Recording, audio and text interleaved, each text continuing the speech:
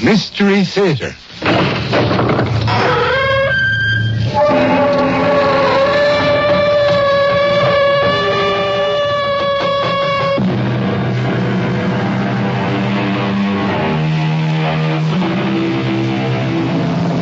Come in. Welcome. I'm E.G. Marshall. What are you doing right now? As a matter of fact, what are you doing most of the time?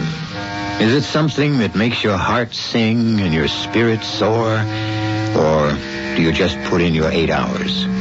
Is life a challenge, an adventure, a thrill for all 5 senses? If not, be careful. Something inside you may be trying to tell you something, and you'd better listen before it's too late. On the other hand, maybe you'd better not listen. But you can't be serious, Olivia. Oh, I'm deadly serious, if you'll excuse the pun. But why do you want to kill your husband? Why? Well, Doctor, he bores me. But, Olivia, that's not a reason. I disagree. It's an excellent reason. Olivia, I could say you're joking, but something tells me you're serious. I'm always serious, Doctor. But why do you have to kill John? Why don't you just divorce him? If I divorce him, I get nothing. If he dies, I get his entire estate. Oh. So that's what it's all about. Money. That's what the whole world is about, Doctor. Love and money. Right now, I have neither. Within a week, I shall have both.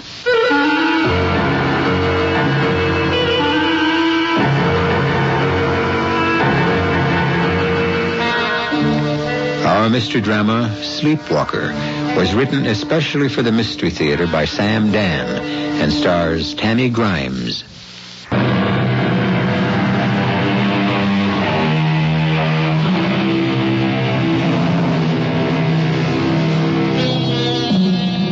John Worcester is 70.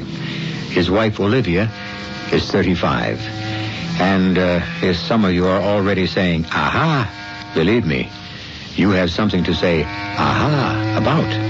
Our story begins at 2:30 of a dark, moonless morning in the garage of their country home, which is called Eagle's Nest because it's high, high on a hilltop. And why does it begin in the garage? Well, because somebody seems to be working on John Worcester's expensive imported sports car. At 2:30 a.m.?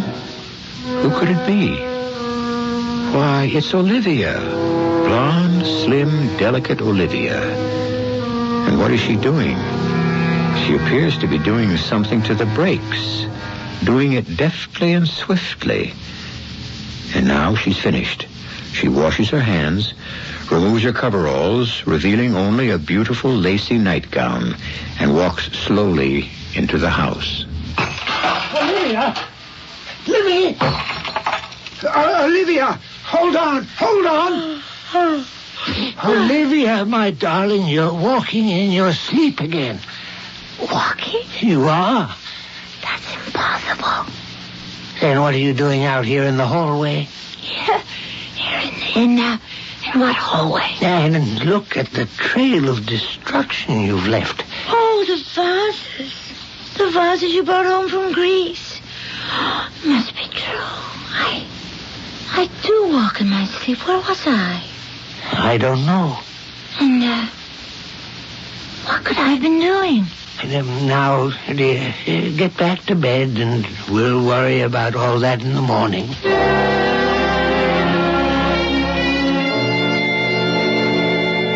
Good morning, dear. Good morning. May I pour you some coffee? Thank you. Did you get through the night without further ambulatory activity? I wouldn't know. Now, are you convinced that you walk in your sleep? Yes. I suppose I am. Did you know there's an opera about sleepwalking? It's called La Sonnambula by Giacomo Bellini. I never would have suspected it. Bellini. He was a contemporary of Rossini. Rossini, Bellini, Donizetti. They were great rivals. Why should I walk in my sleep? Poor Bellini died very young, 34, I think, But La Sonambula was produced in New York 50 years later. Oh, who cares about all that? Honestly, darling, sometimes... Sometimes what? Oh, sometimes... Can't you just let things go? I don't have to have a history of every little... Darling, please. I thought you'd be interested. Oh, I'm very much worried. I'm concerned. Why do I sleepwalk? That's what you're going to ask Dr. Schwartz. I don't think this is anything to see a doctor about. I spoke with him just a few minutes ago. You're to drop over there right away. Oh, but I can't. Why not? Because you need the car. You have a golf date. I canceled it.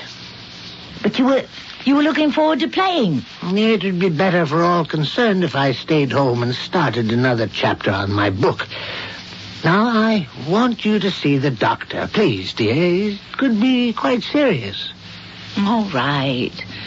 But what can he give me for my sleepwalking?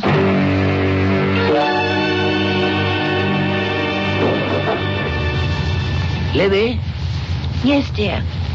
You must promise me something. Yes, dear. Promise to go down the hill in second gear. Yes, dear. No, I'm serious. You know how that road twists and turns and how steep the grade is? Promise? Yes, dear, I promise. You see, the rate of acceleration can be expressed by the formula T equals... Darling, have I ever broken my promise? Wait a minute. You have a little smudge on your nose. Where? On the tip. Oh. And on the lobe of your ear. Oh, how did it get there? I did wash this morning. Highly significant. Of what? Honoré de Balzac says... Oh, please. No, wait a minute. This should amuse you. He said that the surest way to tell a woman's age is by the tip of her nose and the lobe of her ear. I've got the same kind of smudge on my thumb. I better go back inside. You'll be late. The doctor's trying to fit you in. Now, please, drive carefully. I always do. And remind him of Emily Dickinson's warning to doctors. Surgeons must be very careful when they take the knife. Underneath their fine incisions stirs the patient's life. Yes, I'll do that. There are times when I could kill him. No, I don't mean that. I just wish he'd shut up. Now, what are those smudges he mentioned? How did I get them? I didn't notice it when I went to bed last night, and so it must have happened while I was sleepwalking. And I'd better slow down. I really had better slow down. I better... The brakes. What's wrong with the brakes? I'll never make it. I'll never get around that curve. I can't make it.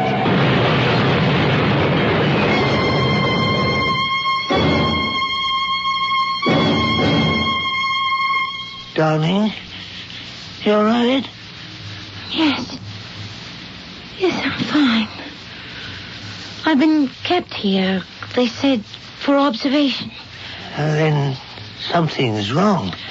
Well, yes, in reverse. Oh, what? The car was totaled. But me, I don't even have so much as a scratch. And Dr. Schwartz and the rest, well, it has them confused. What does? Shouldn't I have suffered some injury? Well, that's true. Statistically... Some token injury? I mean, look at it from their point of view. What did happen? The brakes. They failed. That's impossible. I stepped down the pedal, and I didn't have any brakes. Yeah, but I told Teddy to take care of the brakes last week. We had a complete new set. The brakes were perfect. They may have been perfect, but they didn't exist when I was coming down the hill. Oh, brakes don't go bad suddenly for no apparent reason. What could have happened? I don't know. I don't have the faintest idea. Teresa, did you bring me the book I asked about? Oh, yes, ma'am. And I don't mind telling you, they thought I was crazy at the library. La Sonam something, I couldn't even pronounce it. Thank you, Teresa. Are you coming home today? As soon as I see Dr. Schwartz. Oh, I don't know why they kept you here. Oh, listen, you know the pink lace nightgown? Well, I never said laundry was my strong point. I mean, what I am, basically, is a cook. What happened to the nightgown? Well, you had a smudge, a smudge of dirt, and I kept rubbing at it, you know. Well, I rubbed too hard, and now... Well, you got a hole there. And like I say, laundry isn't what I... On the pink nightgown? What kind of dirt? Well, no, that's what I couldn't figure out. It was like grime, you know? No, I don't know. Well, it's like what Teddy gets all over himself in his clothes when he works in the garage. Oh. So, well, how could it get on your nightgown? I don't know. There's only one way to figure it. You was walking in your sleep. What would I have been doing in the garage? Don't ask me. Sleepwalking, somnambulism, is definitely the sign of a psychic disturbance. An unhappy person is trying to find a way out of an intolerable situation. There's an opera called La Sonnambula. A Swiss farm girl is engaged to a farm boy. A duke visits the village. They find her in the duke's bedroom. Why was she sleepwalking in the Duke's bedroom? Why not in her fiancé's? Why was I sleepwalking in the garage? How do you know you were in the garage? I had grease on my hands, face, and my nightgown. What was in the garage? Now, really, Dr. Schwartz, what would be in the garage? The car. Nothing else. No one else. This was 2:30 in the morning. I never believed people could walk in their sleep.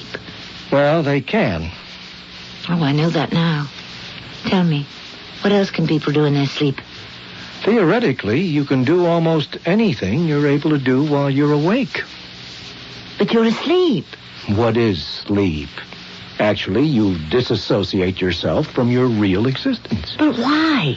You keep asking why, and I keep telling you it's because your real existence is intolerable. I'm frightened. Oh, I'm frightened. I know what I was doing in the garage. Yes? I was tampering with the brakes. Could I do that in my sleep? You could if you know anything about brakes, which you obviously don't. Why do you say I obviously don't? I took a course in automobile mechanics. You did? Why shouldn't women know about mechanics? Well, it's just that... Are we invading another sacred masculine domain? You haven't told me why you think you were in the garage tampering with the brakes. Why would you want to kill yourself, Olivia? I didn't want to kill myself. Then why did you deliberately ruin the brakes? That should have been a sure way to end your life. I know that hill leading down from the house. Doctor, it was only by chance, a fluke, that I was driving the car. If I fixed those brakes because I wanted to kill someone, then that someone is John. I hardly ever drive the car. John, I can't believe that you would want to kill John. Why would I go to all that trouble to kill myself? Surely I could think of easier ways to die. Olivia, do you really want to kill John? Yes. Now that I think about it. Now that you bring that thought out in the light. I do want to kill John. I really do.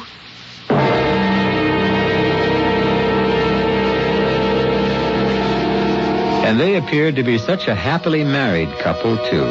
But that's how it goes. We all tend to make our judgments based on surface things.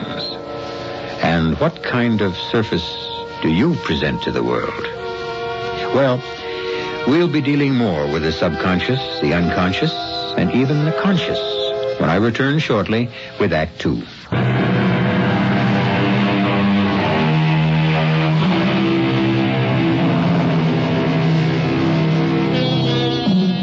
So, the reason you walk in your sleep is because you're trying to go somewhere.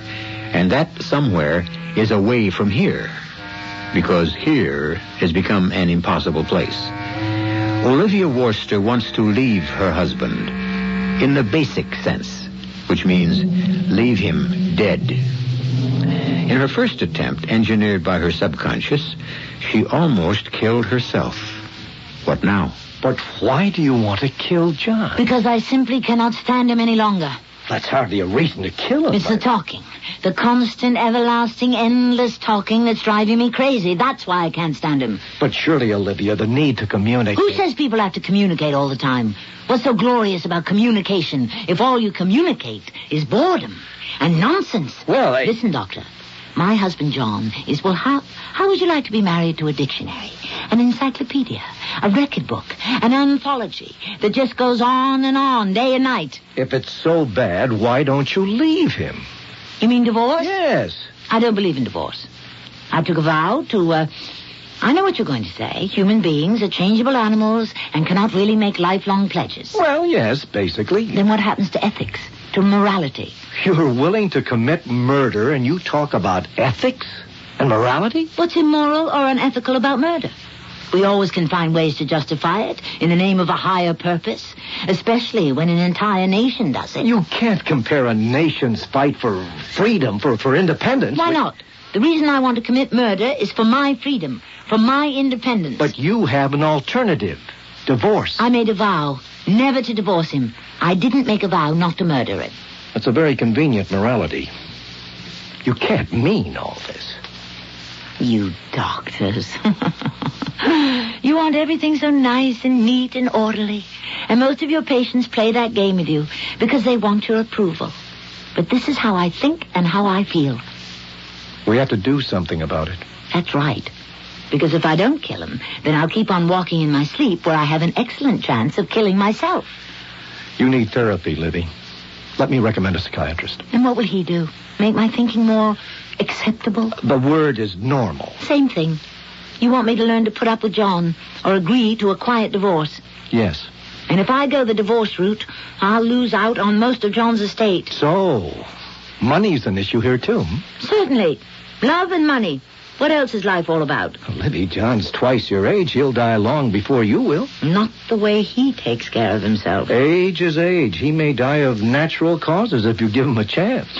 As a physician, aren't you required to keep what I told you confidential? No. Not where it concerns criminal intent. But what is there I could say to John? Or to the police? Who would believe me? Do you believe me? Yes. I believe you. But what can I do about it?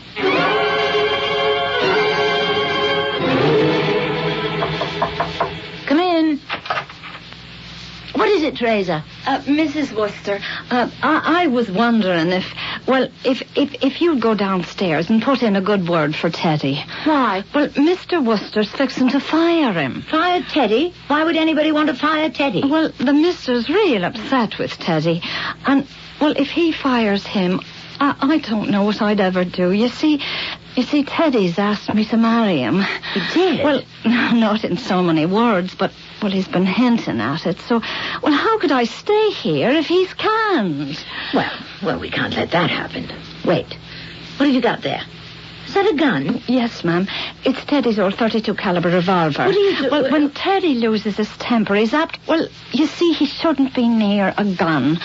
Oh, he calms down mighty quick, but to be on the safe side... But could you take this and just hide it somewhere? But No, please. He'll know I took it, and he'd get it out of me. All right, go downstairs. I'll hide the gun till he comes to his senses. And you will try to make Mr. Worcester see reason and not fire him? Of course.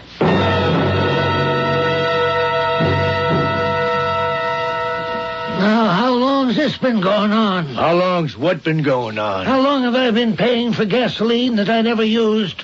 Repairs that were never made?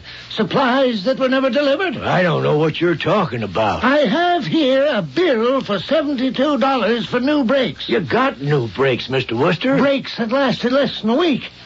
Mrs. Worcester was almost killed. How do you explain that? I can't explain it. I'm sure you have a very comfortable arrangement with all the shopkeepers in town. Now, look, I don't have to take that from anybody. John, dear, I can hear you all over... You're fired. You can't fire me. I quit. Please, listen to me, both of you. I want you off this property immediately. Now pack your things and go. You couldn't pay me $50,000 to stay here another 5 minutes. Over the years, that's probably what you've stolen. Once a jailbird. I'm coming back here with a gun, and you better be ready to apologize. John, I cannot believe it. Be quiet, my dear. Hello? Who is this? Oh, Amanda, connect me with the sheriff right away. John, will you please? I will not be taken advantage of. Oh, hello, Sheriff Adams? John Worcester. No, damn it, I don't want to go fishing. All I want to tell you is if ever I should be shot to death, the killer is Teddy Kellogg. Yes, I caught him stealing. John, you did no such thing. I faced him with it. He turned nasty and he threatened me. No, it won't do you any good to come up. If he's going to do it, he can do it before you get here. Now, I just want you to know, if it happens, who the killer is. Yeah, that's right. How Teddy wouldn't kill anybody? He couldn't. Teddy would, could, and has. 30 years ago, he got into a fight over a girl. Teddy? Yeah, he killed his rival in a fit of anger. When he came out of jail, I was the only one willing to give him a job, and this is how he repays me. I caught him. He never had those brakes fixed, and it almost killed you. Well, I'm sure there must be some other explanation. Suppose you had been killed in that crash, and Teddy also kills me. You know the probability of both the husband and wife meeting a violent death during peacetime? No. In this country, the odds are now 1 in 18 million. I'm thrilled to hear it. The word kill has a fascinating etymology. Darling, I'm not interested. Kill and quell share the same root. What would you like for dinner? And oddly enough, so does qualm. Evidently, a qualm is what you're supposed to feel when you kill. I don't think I'd feel any at all. Oh, darling, you kill? Why, that's impossible.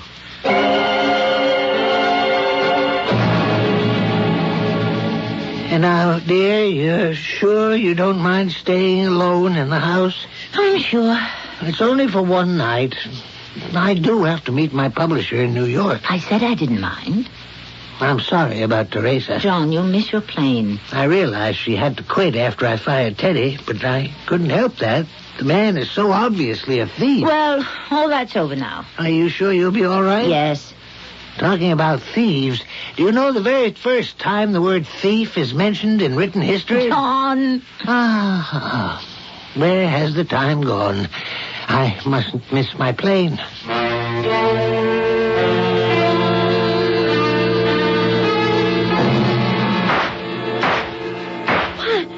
am I doing? Where? Oh no. I was standing next to John's bed. His empty bed. And I had fired 3 shots into his pillow. It was a noise that had awakened me. But there I was, walking in my sleep again, trying to kill my husband again. And I knew that I would keep walking in my sleep until I did what I knew I had to do. Kill him. And right there, I suppose, a way to do it formed in my mind. I would get rid of my husband and my sleepwalking at the same time. And the more I thought of it, the sounder it all seemed. Well, mind if I join you? Hello, Doctor. What are you doing in town? Oh, John is in New York today, arranging to have the new book published. What about your problem? Which problem? The basic problem, sleepwalking. Oh, that. Are you still at it? Why should I be? Because you really haven't faced up to facts. Olivia, you have to leave him. What kind of horrid thing is that to say? Because if you don't, you're going to kill him. Wherever did you get that outlandish idea? You gave it to me. Oh. Well, I just had a harrowing escape from death. I may have been somewhat out of my head. I love John. Truly. I was thinking about what you said. It makes a terrible kind of sense. His conversation drives you crazy. Did I ever say? Yes. He talks. He tries to be witty and entertaining because, well, that's all he can do now. And it's, well, A pathetic attempt to cover up his inadequacy in other marital areas. You put that so delicately. Livy, don't be a fool. It's December and July. It doesn't work. It does. For so many people. But not for you. Your entire psyche is an open rebellion. Do you think there are too many calories in the New England clam chowder?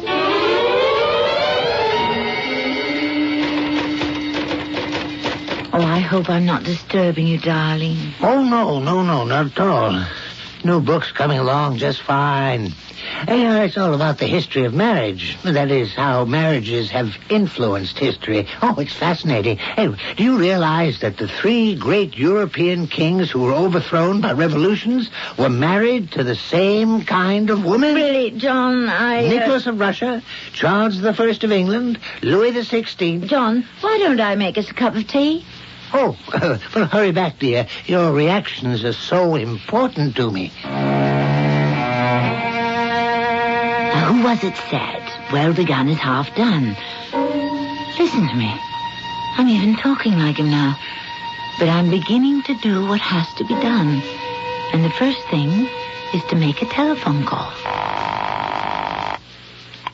Hello? Teddy, it's Mrs. Worcester. Yes, ma'am. At your service. Teddy, it was a terrible misunderstanding between you and Mr. Worcester. I'm sure it was. I know for a fact. He's sorry. And he should be. I know, but, well, he'd like to have you with us again. All he's got to do is call me up and apologize. We can't do that, Teddy. You know him. Well, I got my pride, too. If you were just to come up here tonight and say hello to him, it would be as if nothing had ever happened. Well... Now, Teddy, you need the job, and he needs you. Well, okay. I'll be there. That's the first thing taken care. And now for the second thing, which is another telephone call. Did Professor Alexander Graham Bell ever consider how indispensable his invention would be to all sorts of people? Sheriff Adams speaking. Sheriff, this is Olivia Worcester. Yes, ma'am? My husband just received a phone call from Teddy Kellogg. It was a very threatening call. I listened in on the extension. Threatening? But John refuses to take it seriously. Teddy has been threatening to kill him. Yes, I know that. You see, John fired him and won't give him a reference. Now, maybe that's wrong. But right now I'm terrified. Maybe I'm being silly. I'll be right there. Don't you open the door to nobody till I arrive. And now, of course, for the third thing, the act itself. I must get Teddy's gun from the drawer where I've kept it hidden, and I shall walk very quietly back to the study. Tiptoe quietly. I will spare him the sight and the knowledge. Ah, John, like so many heroes, you shall die with your boots on. That is, in your case, busily creative at your typewriter.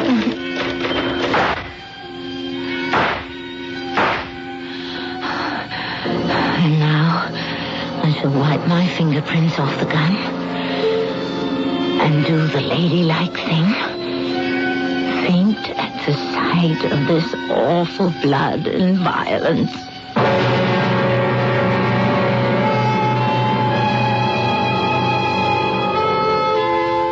Well, could the thing be more deftly done by Lucrezia Borgia or Catherine de Medici? I realize we're using a great many historical allusions in our tale, but they fit the piece. And really, our basic problem, the true argument of our story, is stated perfectly by an old English saying. If he is withered and she is supple, they cannot make a happy couple. We shall resolve all of our problems, hopefully, when I return in just a few moments with Act 3.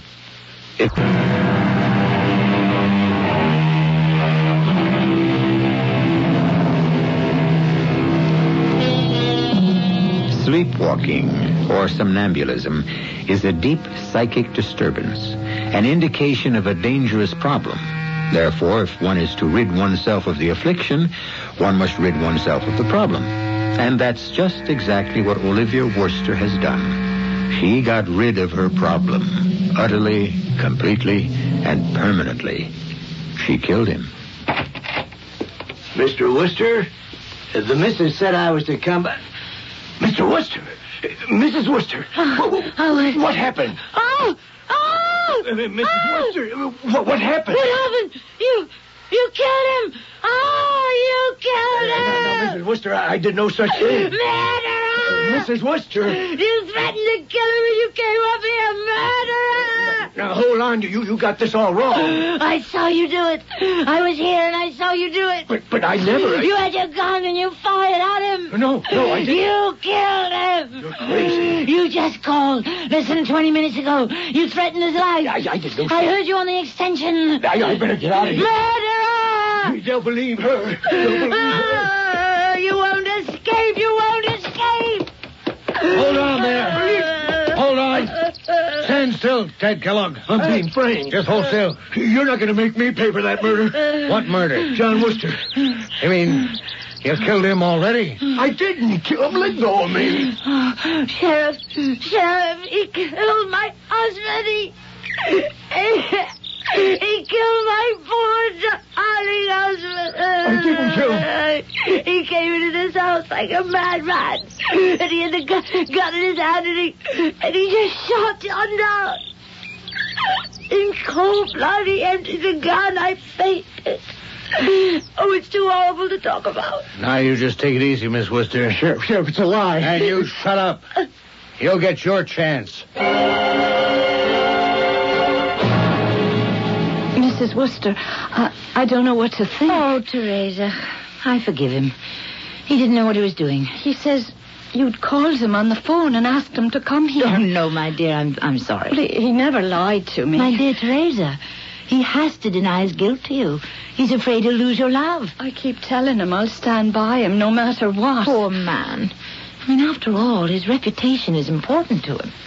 I'll see to it that he gets a good lawyer. You will. After all, part of it is John's fault. Oh, Mrs. Wooster, you are a saint.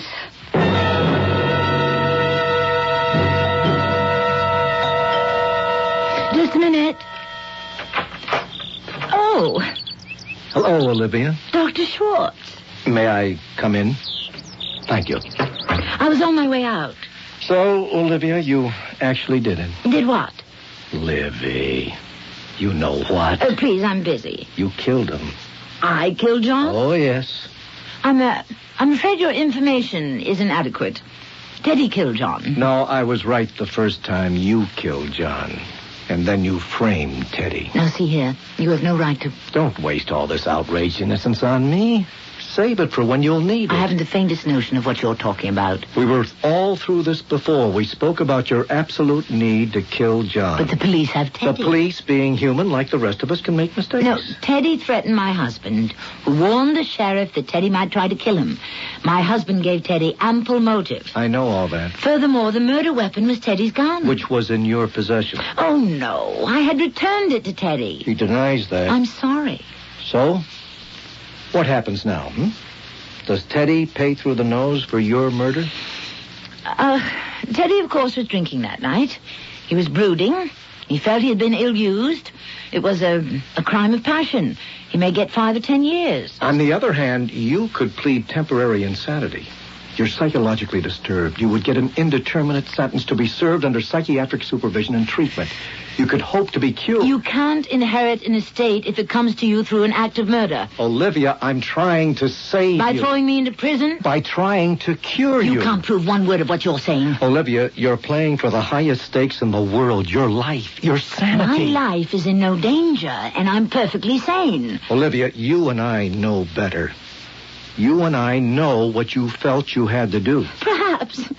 But Teddy has obligingly done it for me. It won't work. Oh, but it's working nicely. Why do you want to rock the boat, Doctor? In the long run, everyone will be happy this way. I still say it won't work, Olivia. It'll backfire. You can't get away with it. Doctor, can it be that you are the one who's psychotic? I'm sorry, Olivia. I know what I know. And I'm going to work on it full time. I'll see that justice is done. Off the record, why? Because it's the right thing to do. I couldn't forget that tone in his voice. It just terrified me. This man is out to destroy me. And then I said to myself, don't be a fool. What can he do? Soon the trial will be over, and it will all be forgotten. I decided I had nothing to worry about. That's what I decided consciously. And then, a few days later, while waiting to testify at Teddy's trial, the sheriff asked me... Say, Miss Wooster, why'd you buy a gun? A gun? Yeah. .38 caliber revolver. I mean, it's legal in this state and all that, but... But Jim Richards over at the sports shop happened to mention that you picked one up the other day. But You really don't need one. And people have more accidents with those things. Well, there it was, in the glove compartment of my car. A .38 caliber revolver, fully loaded, and a sales slip. I looked at my checkbook, and there was the stub. I had written a check to Jim Richards' sports shop. But when? When had I done this? And then I knew. I knew it was sleepwalking. Because I remembered everything Dr. Schwartz had told me. And I even knew why I bought the gun. Because I knew I had to kill. And now, I'm sleepwalking again. Now, Mrs. Wooster, let us continue your testimony.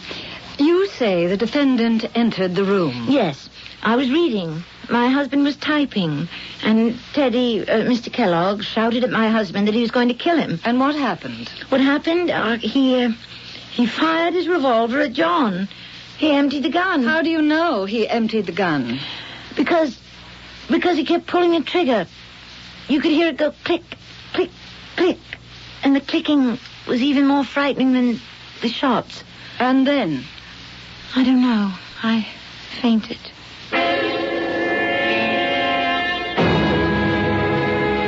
You were a very effective witness today in court. Yes? Believable, sympathetic. But you made the mistake I warned you about. Look, this just isn't going to work. Now, I read the complete report. As a matter of fact, I performed the autopsy. Well? Now, you say he emptied the revolver at John. Yes. The revolver has 6 chambers. Only 3 bullets were found in John's body. So? What happened to the other 3? I don't know. How would I know? There were 6 empty shell cases in the gun, but only 3 bullets are accounted for. Why didn't you ask the sheriff? I'll do better than that. I'll tell the sheriff. I'll tell him that he has neglected to look for 3 missing bullets. I don't see how that could prove anything. Olivia, you're lying. And if you're lying, then Teddy's telling the truth about everything. You never gave him back the gun. You fired those first 3 shells at an earlier time. It may have been an unsuccessful effort to kill John. You may not even be aware of it. I'll have to ask you to leave. Olivia, I'm not a detective. I'm a doctor. Your doctor. I won't say anything to anybody till tomorrow. You do some thinking tonight. And then in the morning, we'll talk to the sheriff and to the judge together. It's your only chance.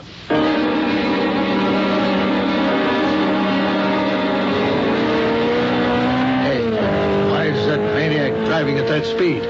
All units. A sports car looked like a Simonetti. I couldn't tell. Went by me too fast. Must be doing close to 90 or 100. Heading west on Trumbull. We better bag this idiot before he kills himself and Lord knows who else. Olivia, come in. I'm glad you decided to come. Hey, Olivia, that gun. Don't.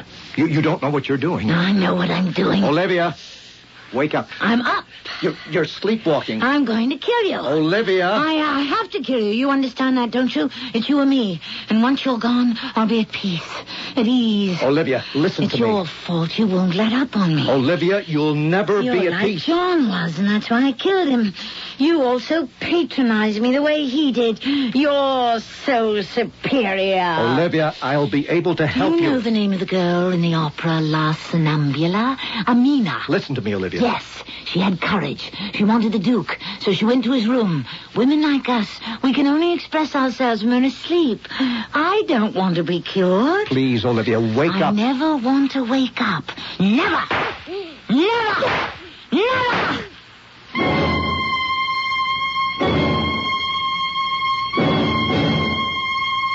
I'm sorry, Mrs. Wooster.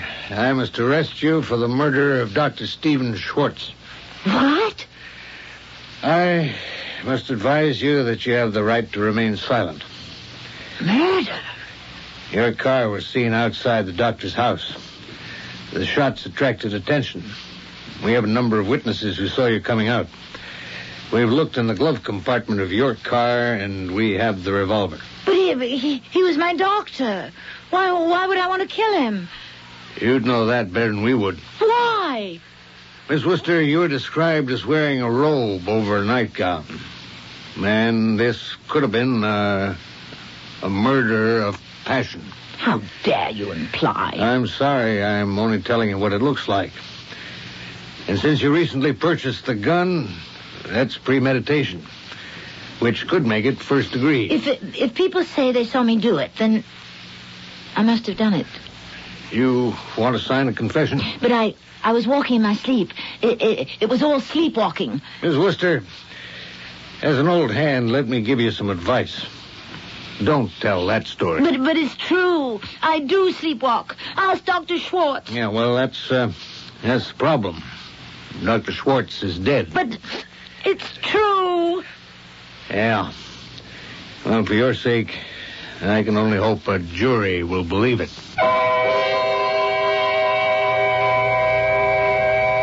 And why should they believe it? It looked like a lover's quarrel. I mean, it looked like that. After all, she had been married to a much older man. The victim had been their doctor. And it seemed logical that he may have promised to marry her one day when she was free and had reneged on his promise, which is why she bought the gun. Now, isn't that a more believable story? I'll be back in a few moments.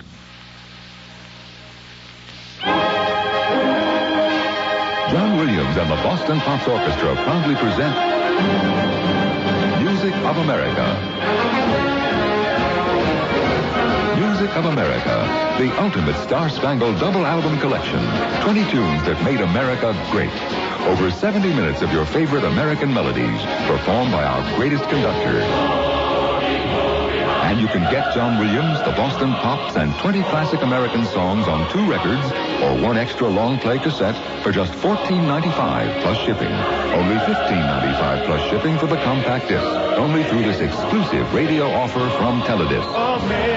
To order Music of America for yourself or as a gift for a loved one, simply call 1-800-292-3800. That's 1-800-292-3800.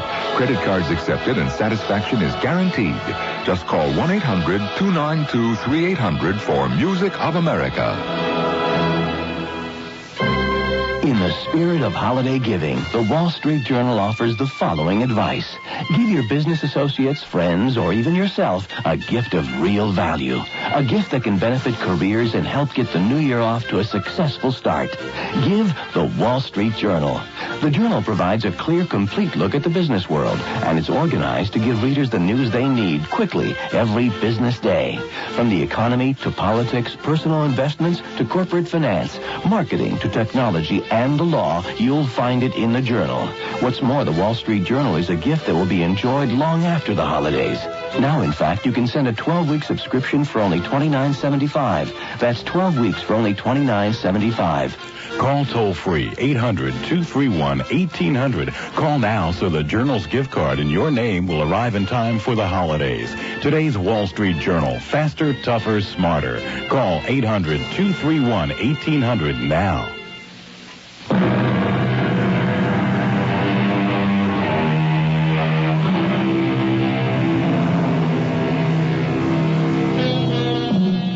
How did it all wind up? Teddy Kellogg, who was innocent, got off with a suspended sentence. He's going to marry Teresa. Olivia Worcester is being treated at an institution for the criminally insane, and she may never get out unless she discovers a way to escape in her sleep.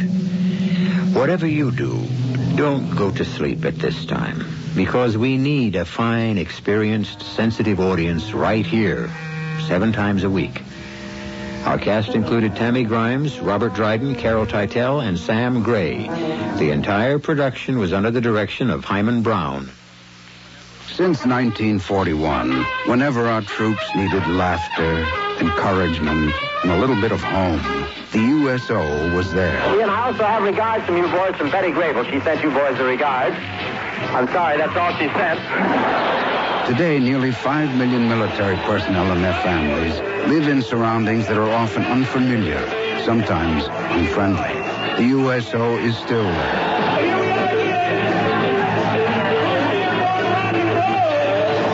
Captain Bill Hayden, Executive Officer, USS Eisenhower. When you guys take the trouble to come out here and visit us, we feel like the country's really behind us. Without you, there'd be no USO, because the USO is supported by contributions from private citizens. So let our service people know that wherever they're serving, they're not forgotten. The USA still needs the USO, and the USO needs you. This is E.G. Marshall inviting you to return to our Mystery Theater for another adventure in the macabre. Until next time, pleasant dreams.